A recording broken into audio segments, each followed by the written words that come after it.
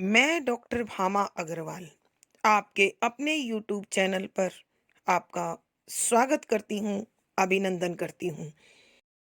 आइए प्यारे बच्चों, आज हम समकालीन एवं साठोत्तरी कविता के सशक्त हस्ताक्षर श्री रघुवीर सहाय जी द्वारा रचित भाषा का युद्ध नामक कविता का अध्ययन शुरू करते हैं।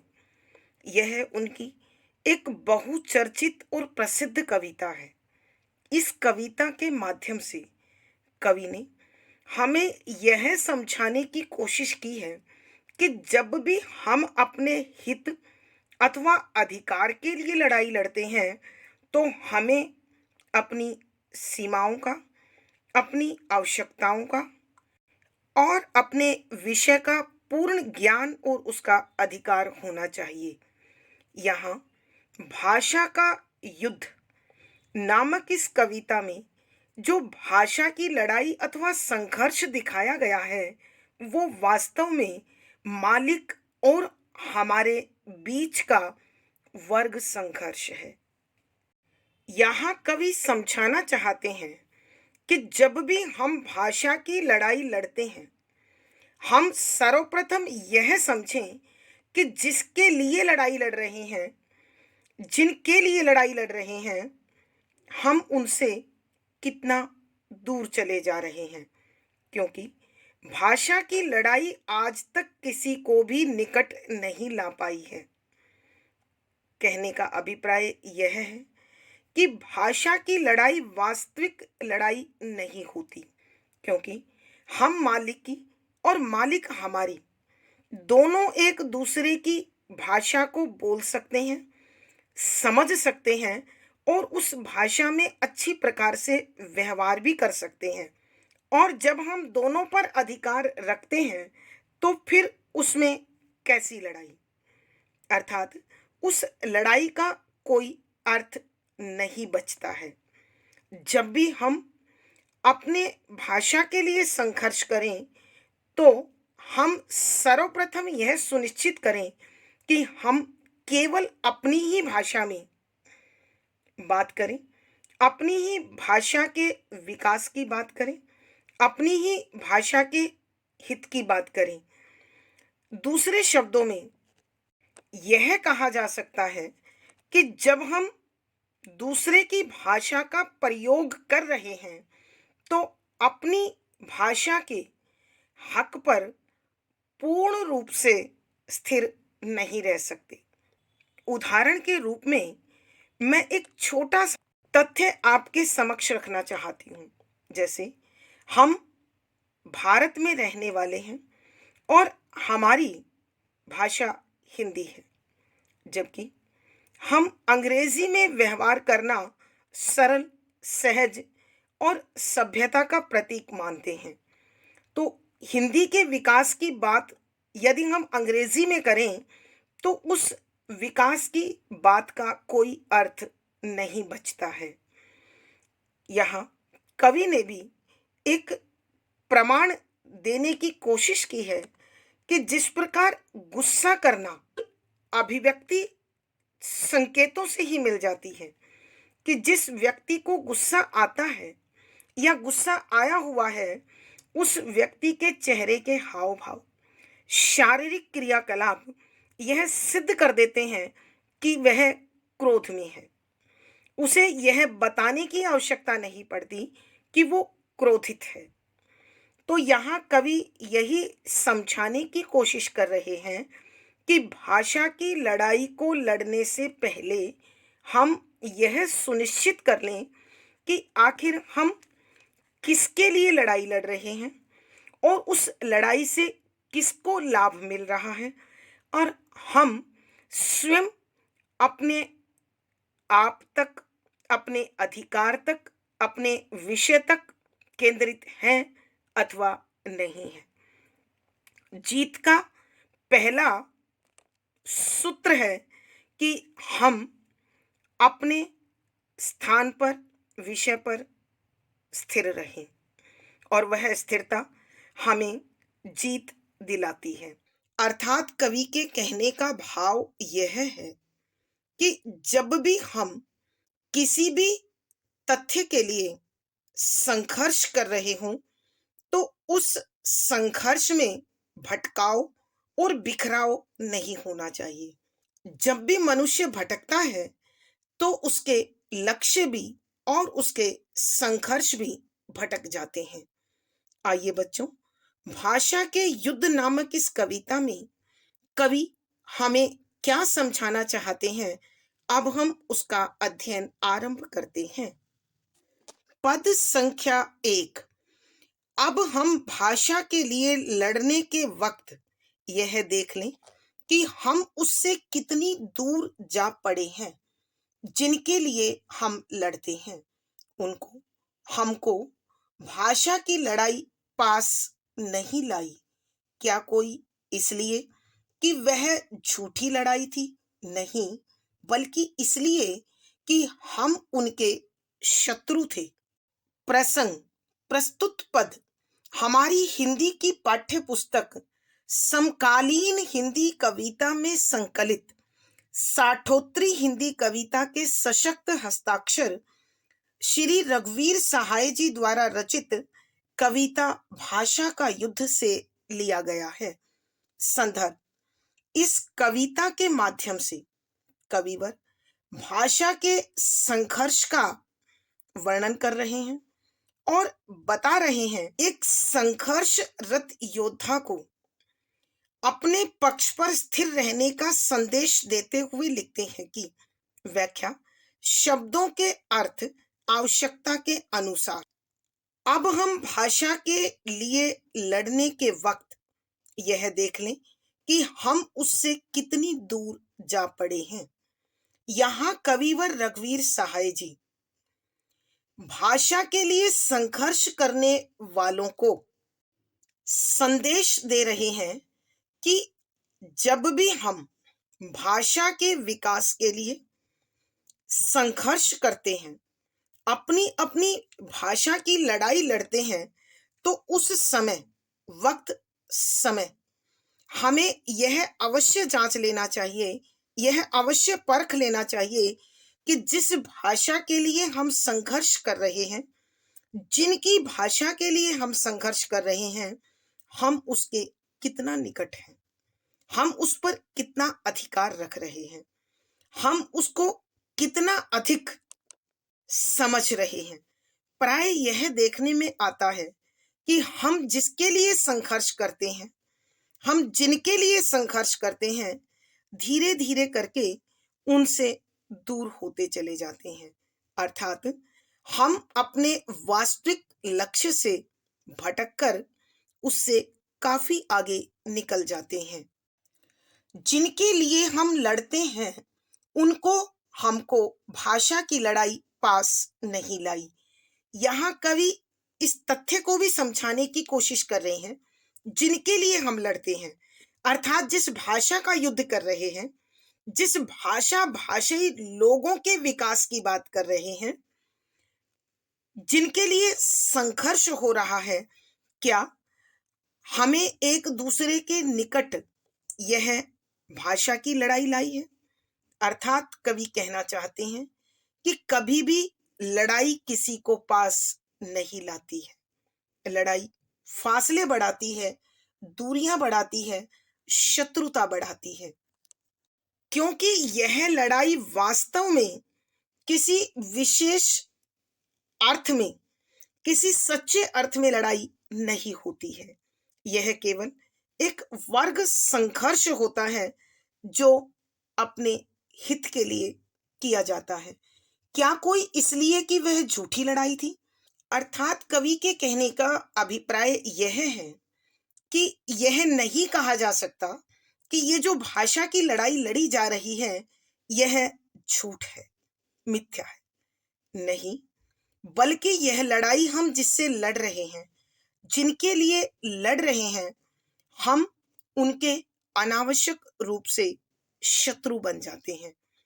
कवि समझाना चाहते हैं कि जिस विषय के लिए, जिस तथ्य के लिए, जिस लक्ष्य के लिए संघर्ष हो, हम केवल उसी लक्ष्य तक केंद्रित रहें, उसी पर सीमित रहें, ताकि वह संघर्ष पूरे वर्ग का संघर्ष ना बन जाए, पूरे समुदाय का संघर्ष ना बन जाए, उस संघर्ष के प्रभाव में दूर तक लक्ष्य अथवा विषय प्रभावित ना हो। आइए बच्चों, हम एक बार फिर इस पद की व्याख्या करते हैं। अब हम भाषा के लिए लड़ने के वक्त यह देख लें कि हम उससे कितनी दूर जा पड़े हैं। यहाँ कविवर रघुवीर सहाय जी भाषा के विकास के लिए अथवा भाषा की स्थापना के लिए अथवा भाषा की लड़ाई लड़ने वालों को समझाते हुए कहते हैं कि इस भाषा की लड़ाई को लड़ने से पहले या इस लड़ाई को लड़ते समय हम यह अवश्य देख लें कि जिस भाषा के लिए हम संघर्ष कर रहे हैं, जिस भाषाई के लिए हम संघर्ष कर रहे हैं, अर्थात जिस भाषा के बोलने वालों के लिए संघर्ष हो रहा है, हम उन लोगों से, उस समुदाय से, उस समाज से कितना दूर हो रहे हैं। जिनके लिए हम लड़ते हैं उनको हमको भाषा की लड़ाई पास नहीं लाई। यहाँ कवि समझा रहे हैं कि जिस विशेष भाषा के बोलने वाले लोगों के लिए संघर्ष हो रहा है, जिस भाषा के विकास की बात हो रही है, जिसके लिए लड़ाई लड़ी जा रही है, कोई भी भाषा एक दूसरे को निकट नहीं लाती है। भाषा अभिव्यक्ति का माध्यम है और अभिव्यक्ति के लिए किसी विशेष नाम की आवश्यकता नहीं है। तो कभी भी लड़ाई किसी को निकट नहीं लाती है, किसी को एकता के सूत्र में नहीं बांधती है। यह कुछ विशेष लोगों का संघर्ष बन जाता है और जो अन्य लोगों से दूरियां बढ़ा देता है। क्या कोई इसलिए कि यह झूठी लड़ाई थी? नहीं, बल्कि इसलिए कि हम उनके शत्रु थे। इस लड़ाई में, इस भाषा के संघर्ष में कोई भी निकट क्यों नहीं आ पाता? जिस विशेष भाषा के लिए संघर्ष होता है, उस भाषा को बोलने वाले लोग निकट क्यों नहीं आ पाते हैं? अर्थात कवि समझाना चाहते हैं कि यह लड़ाई झूठी लड़ाई नहीं थी, बल्कि इस लड़ाई का प्रसार यहां तक हुआ कि धीरे धीरे शत्रुता का विकास होता गया। अर्थात कहने का अभिप्राय यह है कि किसी भी विषय के लिए, किसी भी लक्ष्य के लिए जब हम संघर्ष करते हैं, तो उस लक्ष्य की प्राप्ति के लिए, उस विषय पर केंद्रित रहते हुए, उस तक सीमित रहते हुए हमें संघर्ष करना चाहिए। संपूर्ण मानवता को, समाज को अथवा समुदाय को उस संघर्ष का हिस्सा मानकर शत्रुता अथवा दुश्मनी का प्रसार नहीं होना चाहिए। भावार्थ, कवि के कहने का भाव यह है कि प्रत्येक संघर्षरत व्यक्ति को यह अवश्य सुनिश्चित कर देना चाहिए कि वह किस लक्ष्य और किस विषय के लिए संघर्ष कर रहा है। उसे अपने विषय से भटकना नहीं चाहिए। विशेष यहाँ कविवर भाषा की लड़ाई लड़ते समय भावों में और विचारों में संजीदगी रखने का संदेश दे रहे हैं। सरल, सहज, परवाहमयी खड़ी बोली है, शांत रस प्रसाद गुण है, मुक्तक छंद गे शैली और संगीतात्मकता बनी हुई है। यहाँ संबोधन, संदेश, प्रश्न, अनुप्रास आदि अलंकारों का सुंदर सटीक प्रयोग हुआ है। पद संख्या 2। क्योंकि हम मालिक की भाषा भी उतनी ही अच्छी तरह बोल लेते हैं जितनी मालिक बोल लेता है। वही लड़ेगा अब भाषा का युद्ध जो सिर्फ अपनी भाषा बोलेगा, मालिक की भाषा का एक शब्द भी नहीं। प्रसंग पूर्ववत संदर्भ, यहाँ कविवर भाषा के लिए संघर्ष करने वालों को यह समझाने की कोशिश कर रहे हैं कि जो भी व्यक्ति जिस लक्ष्य को लेकर संघर्ष करे, वह केवल उस लक्ष्य के लिए संघर्ष करे। उस लक्ष्य की प्राप्ति के लिए किसी समाज, समुदाय अथवा किसी विशेष वर्ग का वो संघर्ष न बनने पाए। और हर संघर्ष केवल अपने विषय पर केंद्रित रहकर ही जब किया जाता है तो वो अवश्य सफल होता है। इसी प्रकार का संदेश देते हुए कविवर लिखते हैं कि व्याख्या, शब्दों के अर्थ आवश्यकता के अनुसार, क्योंकि हम मालिक की भाषा भी उतनी ही अच्छी तरह बोल लेते हैं जितनी मालिक बोल लेता है। यहाँ कविवर रघुवीर सहाय जी भाषा की लड़ाई लड़ने वाले उन लोगों को जो अपनी भाषा के लिए संघर्ष करते करते पराई भाषा का प्रयोग भी करते हैं, जिनसे संघर्ष कर रहे हैं उन्हीं की भाषा का प्रयोग करते हैं, उन्हें संदेश देते हुए कहते हैं कि क्योंकि हम मालिक की भाषा उतनी ही अच्छी तरह बोल लेते हैं कि हम जिससे अपनी भाषा की लड़ाई, उसके बचाव, उसके संरक्षण, उसकी सुरक्षा का संघर्ष कर रहे हैं, उसके लिए लड़ाई लड़ रहे हैं, वो अपनी भाषा छोड़कर मालिक की भाषा में बात करने लग जाते हैं। तो कविवर समझाते हैं कि प्रत्येक भाषाई जो भाषा की लड़ाई लड़ रहा है, वो अपनी भाषा के साथ साथ मालिक की भाषा का भी उतने ही अधिकार से इस्तेमाल करता है, प्रयोग करता है, जितना कि मालिक करता है। और जब वह दूसरे की भाषा का प्रयोग भी उतने ही अधिकार से कर सकता है, तो फिर इस संघर्ष का क्या अर्थ है? कोई महत्व नहीं है। तो यहाँ कवि कहते हैं कि जब हम मालिक की और मालिक हमारी भाषा का प्रयोग अच्छी प्रकार से कर पा रहा है, एक दूसरे की भाषा को समझ पा रहा है, एक दूसरे की भाषा पर पूर्ण अधिकार रखता है, तो फिर यह संघर्ष एक अन्यथा का संघर्ष बनकर रह जाएगा, उसका कोई महत्व नहीं बचता है। वही लड़ेगा अब भाषा का युद्ध जो सिर्फ अपनी भाषा बोलेगा। कि कविवर बताना चाहते हैं कि भाषा का युद्ध हमेशा वही जीत सकता है जो केवल अपनी भाषा का प्रयोग करे। जो दोनों भाषाओं का प्रयोग करते हैं वो कभी भी अपने लक्ष्य को प्राप्त नहीं कर सकता है। तो इसलिए भाषा की लड़ाई लड़ने का अधिकार केवल उसी को है जो अपनी ही भाषा में, अपनी ही भाषा की उन्नति के लिए, विकास के लिए लड़ाई लड़ता है, वही इस लड़ाई का सच्चा अधिकारी है।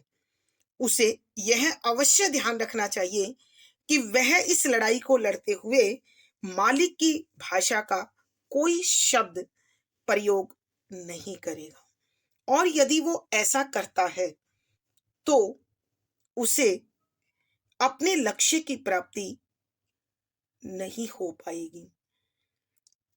अर्थात कवि के कहने का अभिप्राय यह है कि प्रत्येक संघर्षरत प्राणी को अपने विषय पर हमेशा स्थिर रहना चाहिए और उसी के लिए, उसी के विकास के लिए संघर्ष करना चाहिए, तभी लक्ष्य सिद्धि या लक्ष्य प्राप्ति हो सकती है।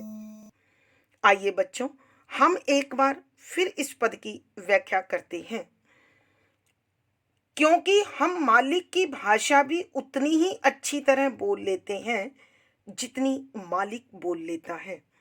यहाँ कविवर रघुवीर सहाय जी भाषा के लिए संघर्ष करने वाले उन लोगों को जो अपनी भाषा का संघर्ष दूसरे की भाषा में करते हैं, उन्हें समझाते हुए कहते हैं कि हमें अपनी भाषा के लिए संघर्ष करते समय यह हमेशा ध्यान रखना चाहिए कि हम दूसरे की भाषा का इस्तेमाल ना करें।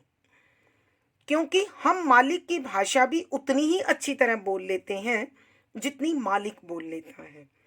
कि यहाँ कवि समझा रहे हैं कि यदि हम अपनी भाषा का संघर्ष मालिक की भाषा में करेंगे तो हमें अपने लक्ष्य की सिद्धि नहीं होगी। बेशक हम दूसरे की भाषा का प्रयोग उतने ही अधिकार से कर सकते हैं जितना कि वो स्वयं कर सकता है। और जब हम दोनों एक दूसरे की भाषा का पूर्ण हक के साथ, पूर्ण अधिकार के साथ प्रयोग कर सकते हैं, समझ सकते हैं, व्यवहार कर सकते हैं, तो फिर इस संघर्ष का कोई अर्थ नहीं बचता है। वही लड़ेगा अब भाषा का युद्ध जो सिर्फ अपनी भाषा बोलेगा, मालिक की भाषा का एक शब्द भी नहीं। यहाँ कवि समझाते हैं कि भाषा का युद्ध लड़ने का सच्चा अधिकारी वही है जो अपनी भाषा का संघर्ष अपनी ही भाषा में करे। दूसरे की भाषा के शब्दों का इस्तेमाल करके वह कभी भी सफलता अर्जित नहीं कर सकता। यहाँ कवि कहना चाहते हैं कि यह भाषा का संघर्ष वास्तव में मालिक और नौकर की भाषा का संघर्ष है। जब मालिक नौकर की और नौकर मालिक की भाषा पर पूर्ण अधिकार रख रहे हैं तो यह संघर्ष अन्यथा में होगा, निरर्थक होगा, सारहीन होगा, बेकार होगा।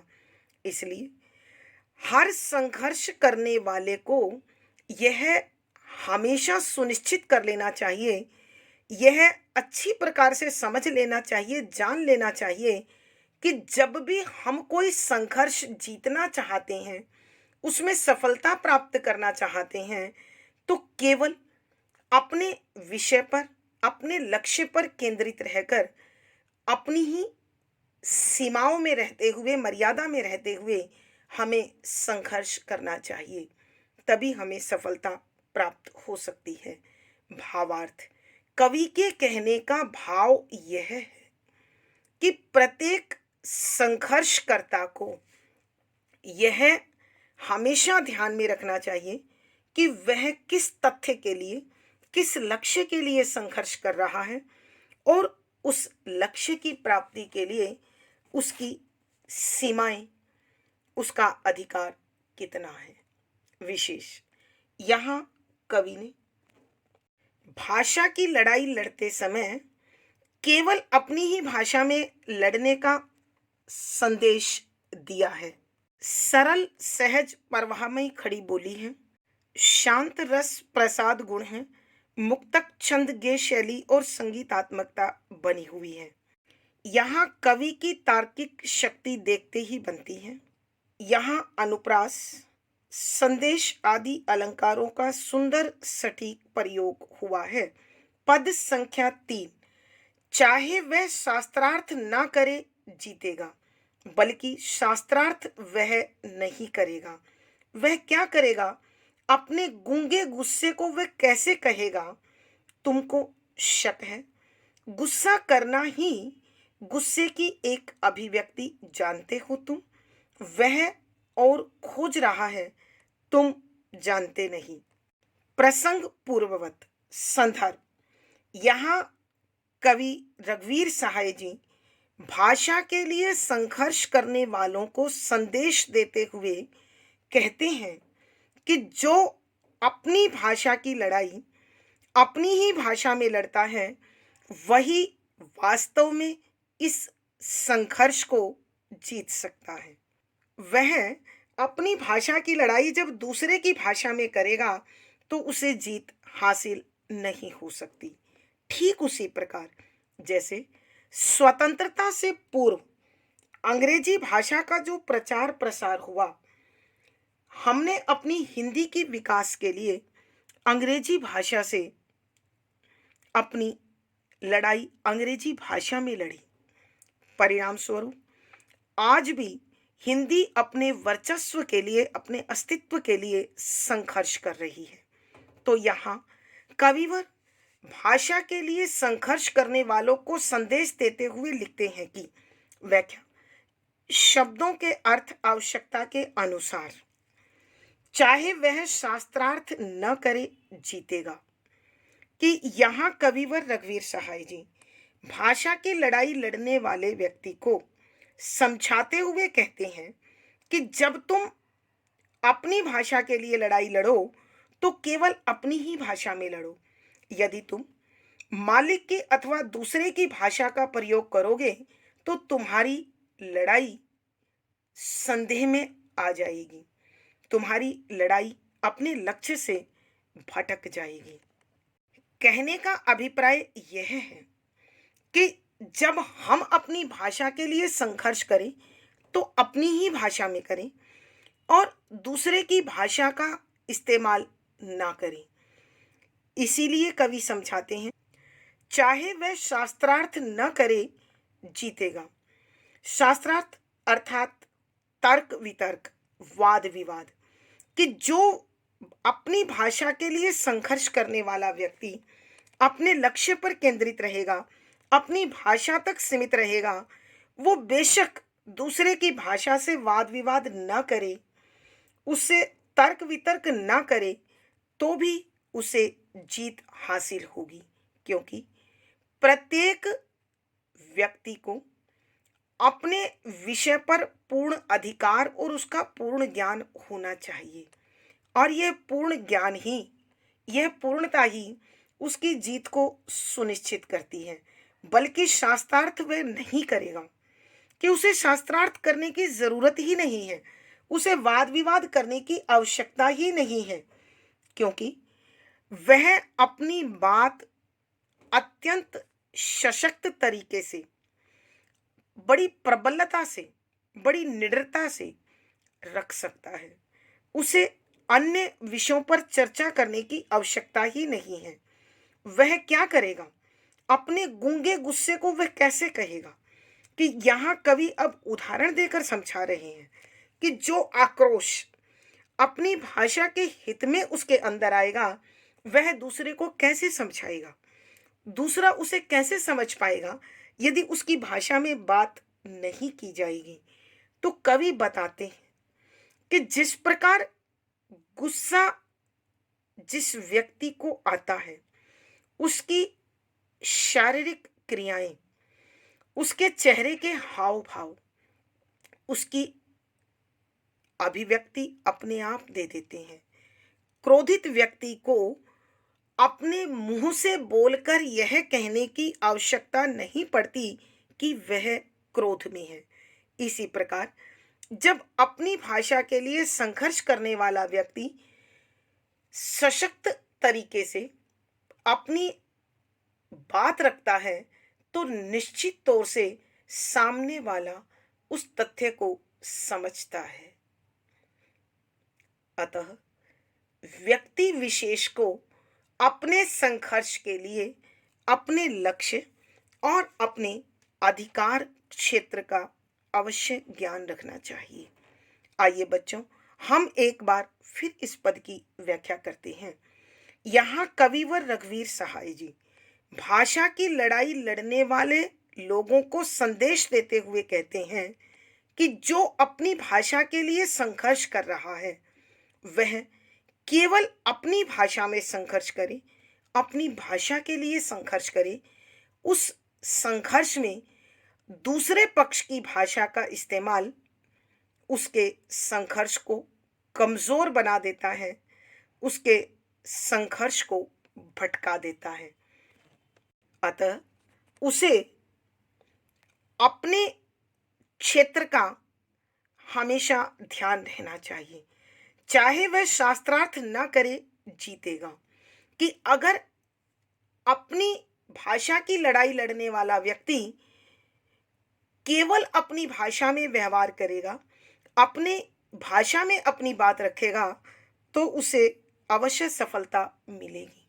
उसे मालिक की भाषा में अथवा दूसरे पक्ष की भाषा में कोई वाद विवाद अथवा शास्त्र चर्चा करने की आवश्यकता ही नहीं पड़ेगी और उसे करने की जरूरत भी नहीं है। वह अपने पक्ष पर यदि प्रबलता से ठहरा रहा तो उसे अवश्य सफलता मिलेगी, जीत हासिल होगी। वह क्या करेगा, अपने गूंगे गुस्से को वह कैसे कहेगा।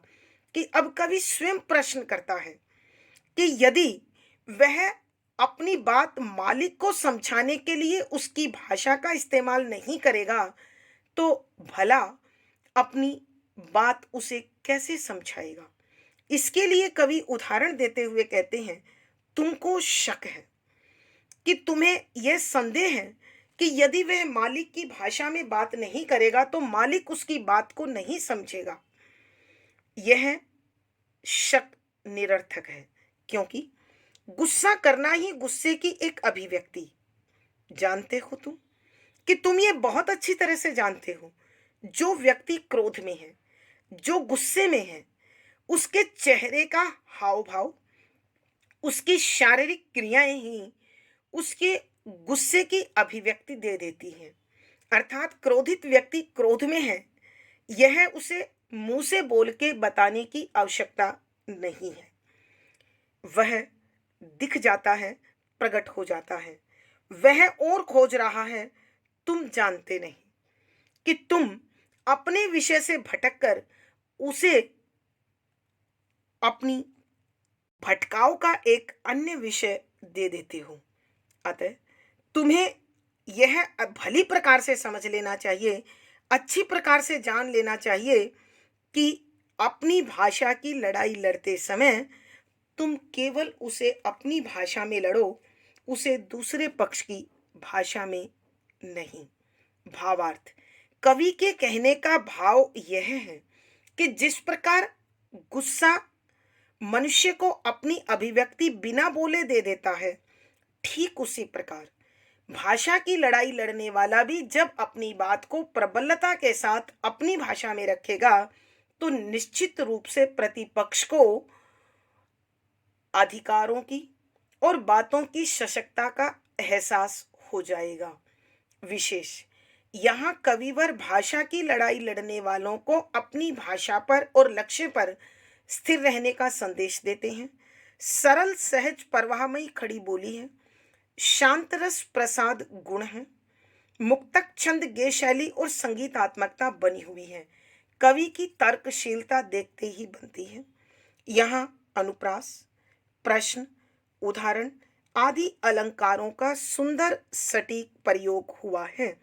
आज की कक्षा में प्यारे बच्चों इतना ही। अगली वीडियो में फिर मुलाकात होगी। आशा है पढ़ा गया विषय आपको समझ में आ गया होगा। अपने भाव व विचार कमेंट बॉक्स में लिखें। वीडियो को लाइक करें, शेयर करें और चैनल सब्सक्राइब करें। आपका दिन और जीवन मंगलमय हो, इसी शुभकामना के साथ आभार, धन्यवाद।